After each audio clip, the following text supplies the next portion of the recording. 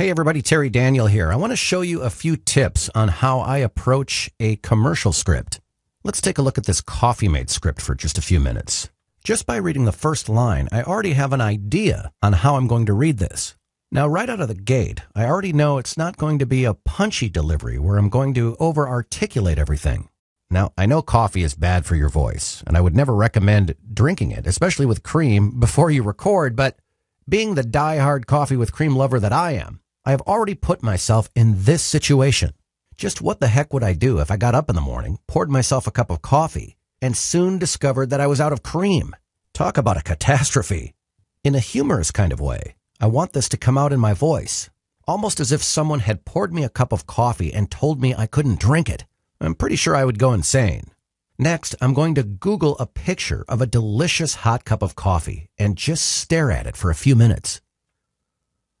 I want to get the image embedded into my subconscious.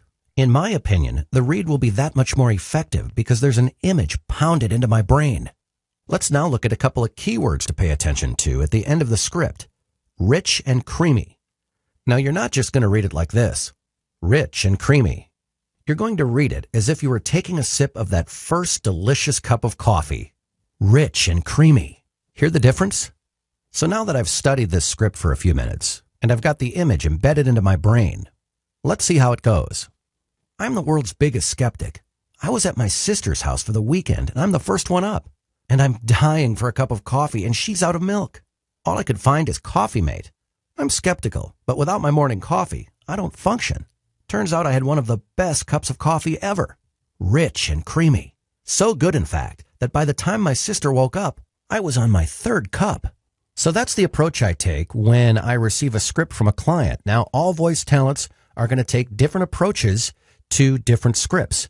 This is just how I like to do it, especially if this is not a directed session. For example, if the client just sent you a script with a little bit of direction and then left you alone to record the script on your own. So I hope you found this helpful. This is Terry Daniel, and I will talk to you later. Thanks for watching.